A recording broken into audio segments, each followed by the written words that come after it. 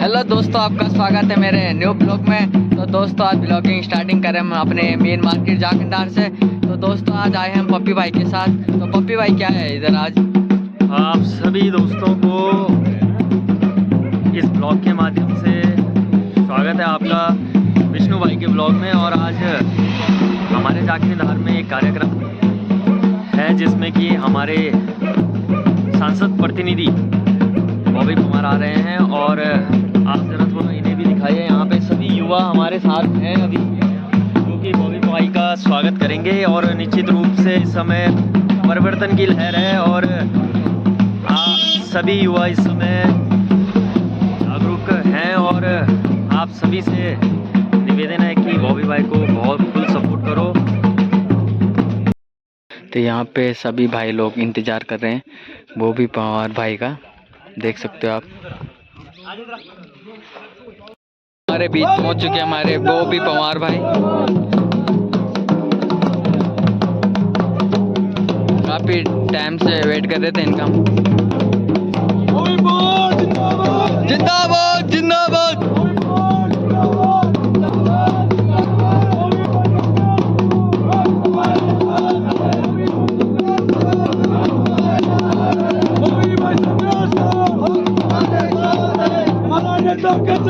बॉबी भाई जैसा हो।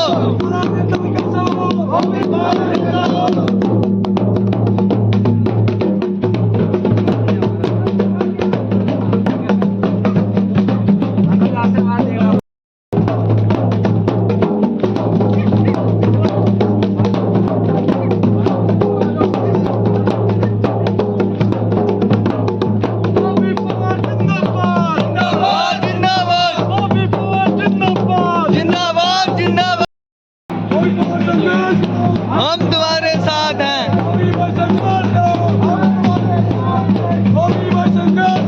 हम तुम्हारे साथ हैं। बॉबी भाई जैसा हो।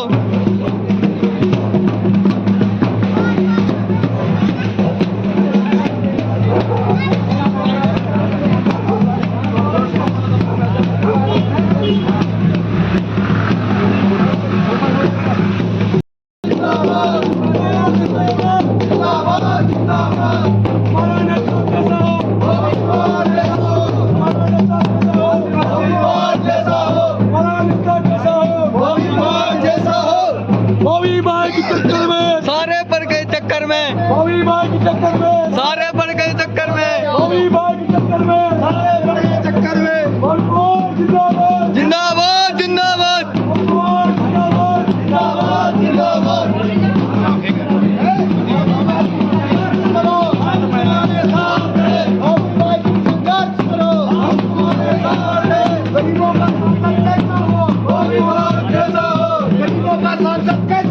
बॉबी पवार जैसा हो। तुम्हारे साथ हैं। तुम्हारे साथ हैं। बॉबी भाई जैसा हो। गरीबों का सांसद कैसा हो। बॉबी भाई जैसा हो। बॉबी भाई तुम संघर्ष करो। हम तुम्हारे साथ हैं। बॉबी भाई संघर्ष करो।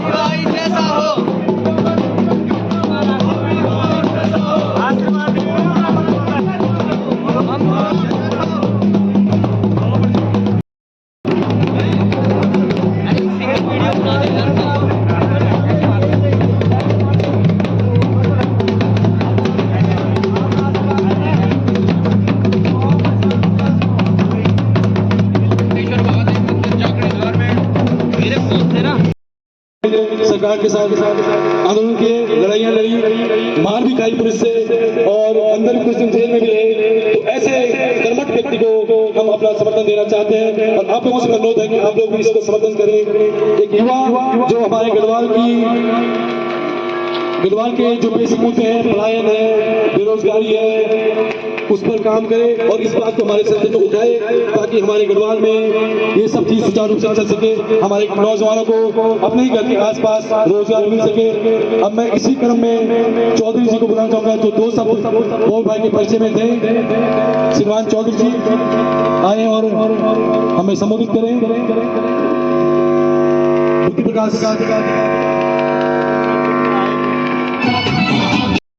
सर्वप्रथम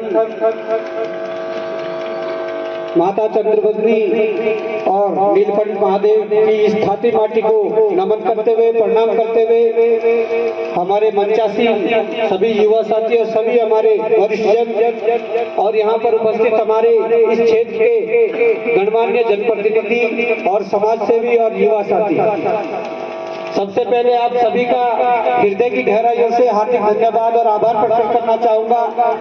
और हमारी मातृशक्ति भी हमें सुन रही है तो मैं उन मातृशक्ति को भी मैं प्रणाम करना चाहूंगा और धन्यवाद देना चाहूंगा आप सभी का कि आप सभी ने हमारा अभिनंदन किया, स्वागत किया। आज जिस लड़ाई को लेकर हम संघर्ष कर रहे हैं, आज जो ये चुनावी माहौल है, आज भले ही इस लोकतंत्र के तहत ये चुनाव हो सकता है, पर हमने जो जंग 5-7 वर्षों से पहले से शुरू की थी, जो लड़ाई 5-7 वर्षों से सड़कों पर लड़ रहे हैं, उस लड़ाई के तहत आज हम आप लोगों के बीच आए हैं। और आज ये कहीं न कहीं मुझे लगता है कि ये चुनाव से ज्यादा ये एक आंदोलन है, जिस आंदोलन को हम सभी लोगों को जीतना है। क्योंकि जिस लड़ाई को 5-7 वर्षों से लड़ा जा रहा है, वो लड़ाई चाहे रोजगार की लड़ाई हो, वो लड़ाई चाहे भ्रष्टाचार को समाप्त करने की लड़ाई हो, या इसके अलावा वो लड़ाई चाहे जल जंगल जमीन या भू कानून और मूल निवास की लड़ाई हो। आज मैं ये कहना चाहता हूँ कि हम आप लोगों से आशीर्वाद और आपका समर्थन लेने आए हैं।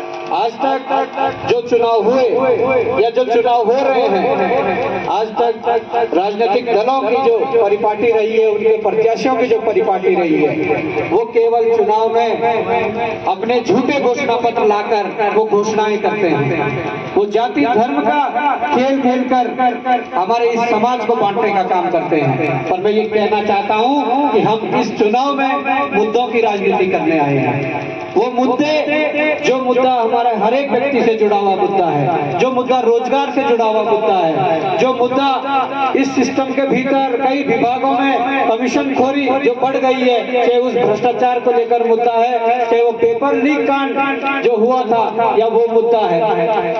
आज जिस अवस्था में हमारे इस व्यवस्था ने इस पहाड़ को अनाथों की तरह छोड़ दिया है, इस पहाड़ में अगर आज शिक्षा की बात करें तो कहीं ना कहीं दुख होता है कि जिस पहाड़ के लिए स्वर्ग कहा जाता है, जिस पहाड़ में देवी देवता वास करते हैं, उस पहाड़ में जहां आज मुख्यतः 2 मूलभूत सुविधाएं शिक्षा और स्वास्थ्य बेहतर होनी चाहिए थी, आज उसी पहाड़ को हमारी सरकारों ने अनाथों की तरह छोड़ दिया है।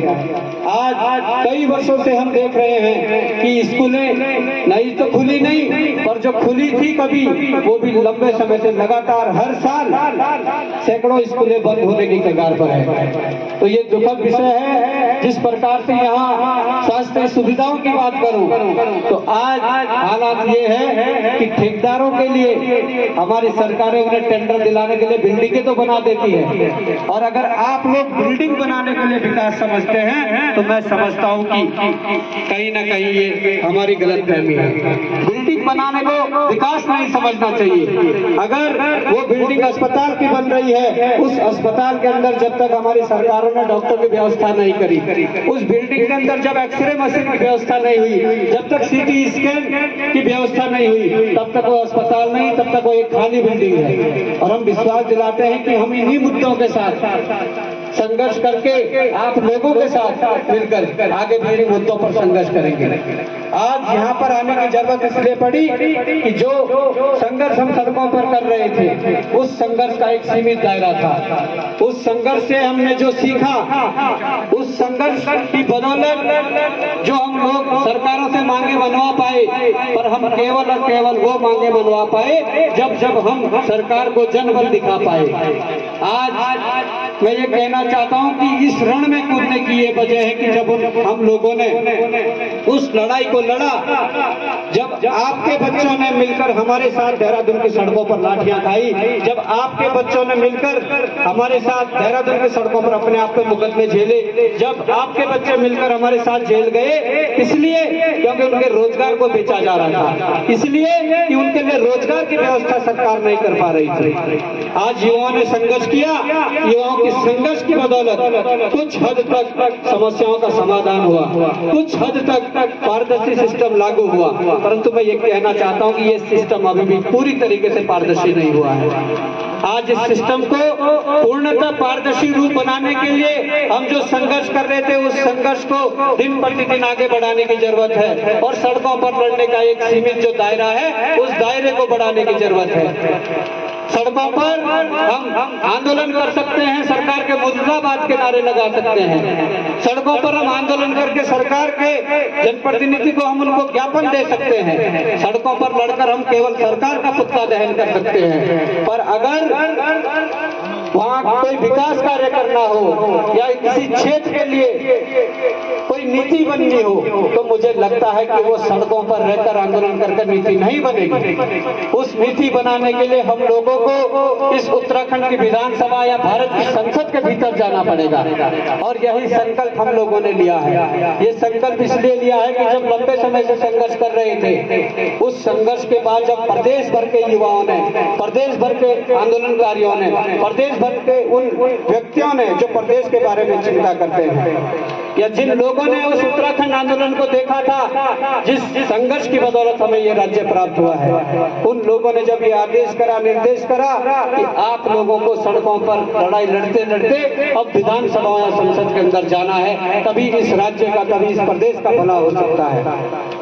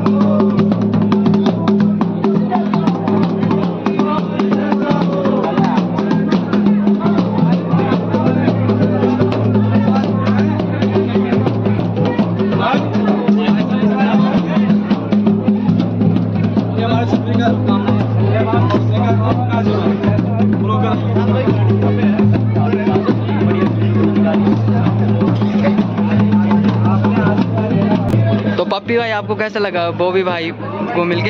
हाँ, निश्चित रूप से पहले तो आपके चैनल को बहुत बहुत शुभकामनाएं, जिनमें हम लोगों को थोड़ा सा भी मौका मिलता है बोलने का, और आप हमारे साथ साथ छोटे भाई भी हैं। आपका पहले तो माँ चंद्रवती से हम प्रार्थना करते हैं कि आपका चैनल काफ़ी ग्रोथ करे और आपके कस्टमर भी आए हैं, थोड़ा कस्टमर को दिखाएं। दादी क्या जानू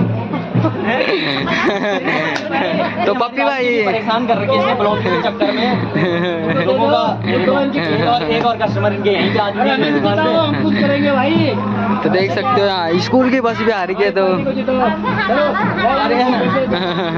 कोई बात नहीं, ले जालो दादी जी, सारू विकास हो रहे पड़े नहीं वाणु विकास अभी स्कूल में तो लगे हो।